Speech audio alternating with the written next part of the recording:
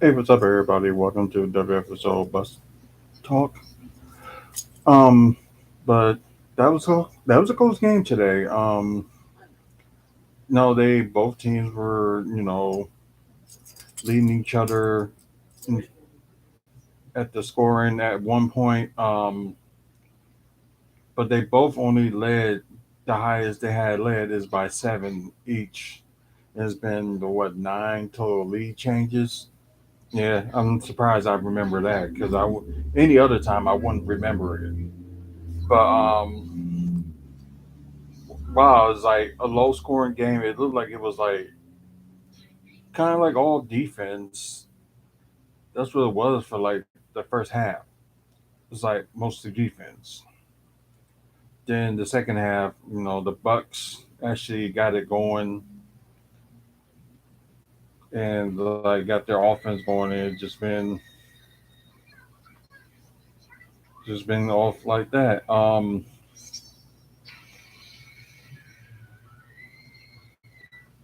But yeah, like I said, it's been a close game, and I'm kind of surprised that they play most of their like the Knicks played their starting fives like a lot of minutes, like maybe like over 33 minutes, like each of the starting five players that played, and probably the highest from the bench is Emmanuel quickly with 18, with over 18 minutes, and Derrick Rose only played like almost 11 minutes.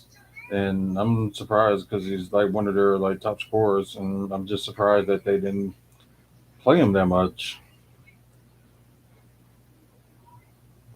Just unbelievable. Like that, are they that hurt with the injury list that they don't,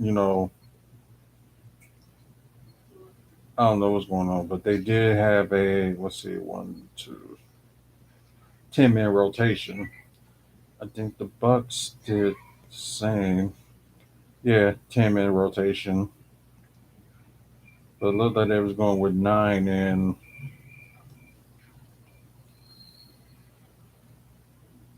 with Giannis was like 36 minutes, but he probably would have played longer, but got fouled out. So it was like his first fouled out game of the season. Um,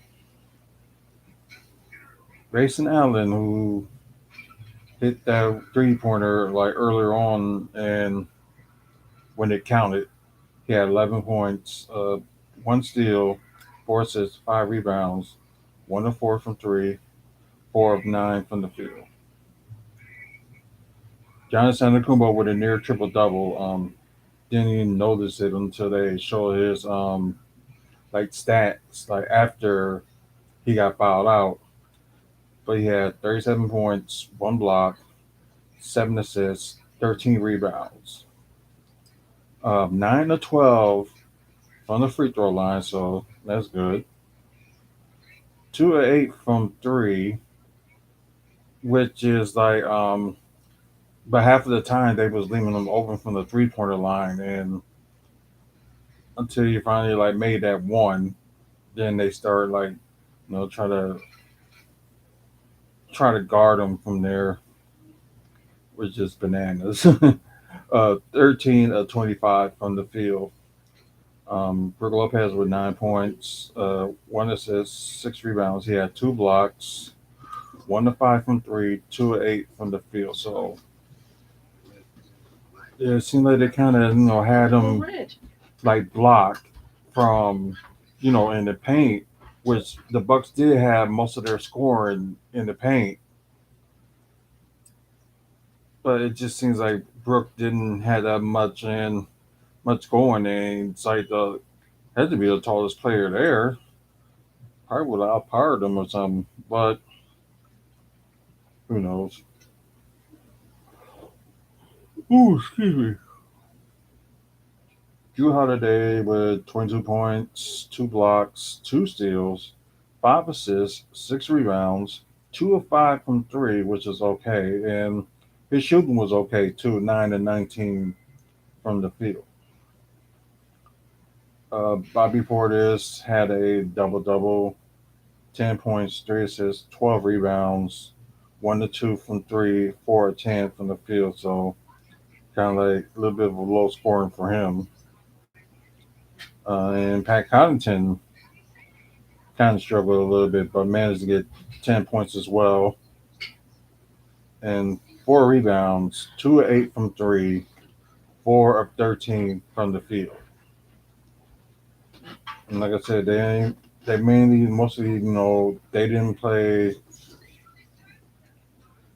This was once they played Bobby Borders and Pat Connaughton a lot, but with like 10 minutes for Paul George and like almost 13 minutes for Wesley Matthews, who did they did score some points,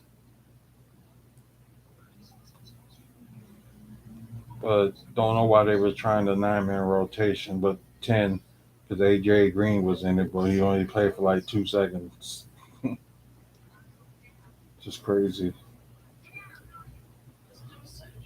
RJ Barrett led the team with 26 points, 3 assists, 2 rebounds, 2 of 4 from three, 8 of 15 from the field.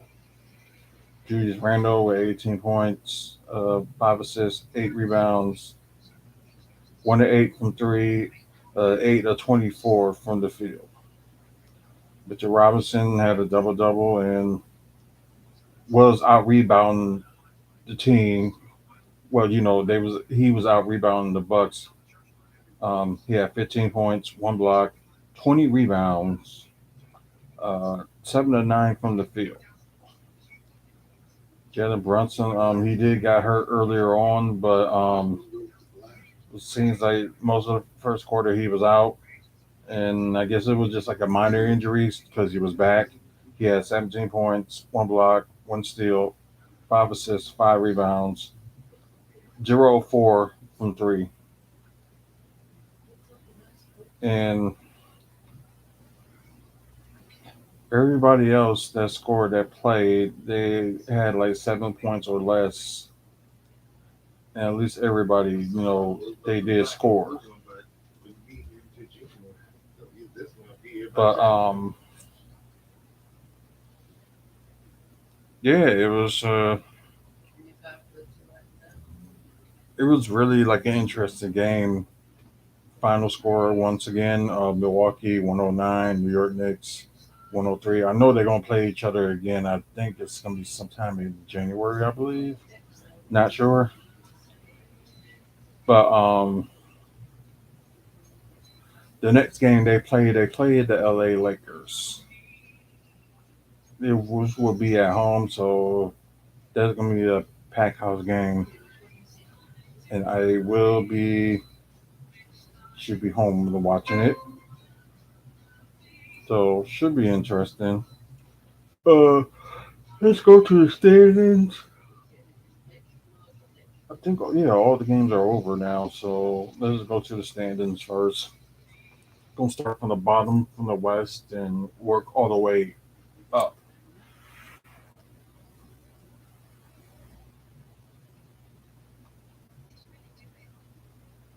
Houston, then San Antonio, then the Lakers.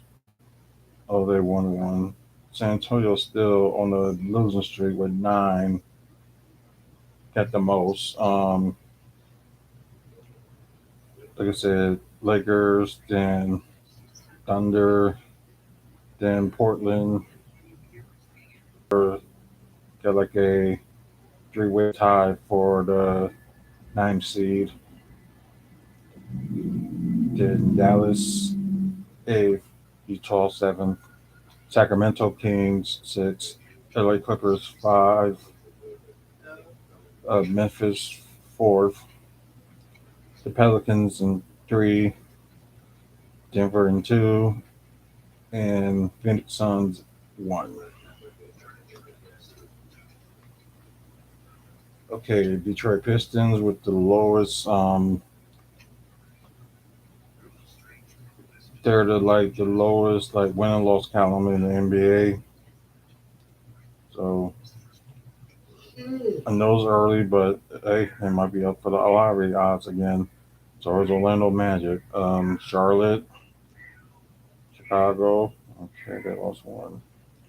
Miami, they dropped their tie with the New York Knicks for the 10th seed.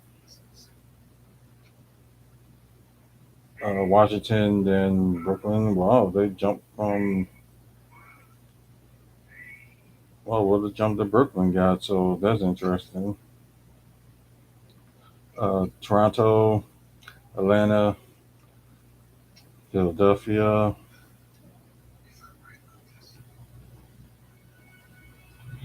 Um, they're they're tied for both Atlanta and Philadelphia are tied for fifth.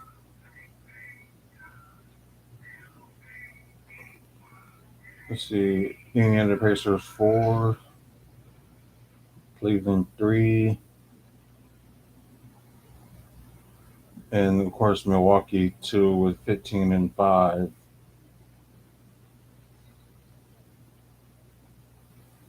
Um, and Boston, of course, 18 and 4. But right now, I think,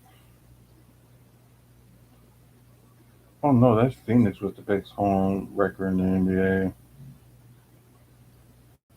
Boston is second best.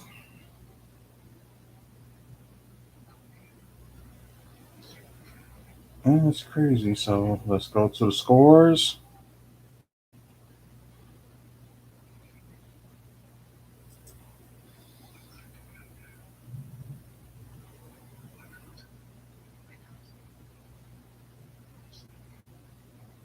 In 85, Atlanta beat Orlando 125 to 108. Boston beat Miami 134 to 121. Brooklyn beat Washington 113 to 107. Of course, the Bucks beat the Knicks 109 to 103. Minnesota beat Memphis 109 to 101.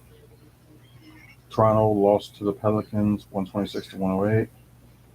The Thunder beat the Spurs 119 111. Houston, Utah snapped their 5-game losing streak and beat the Clippers 125 to 112. Sacramento beat the Pacers 137 to 114.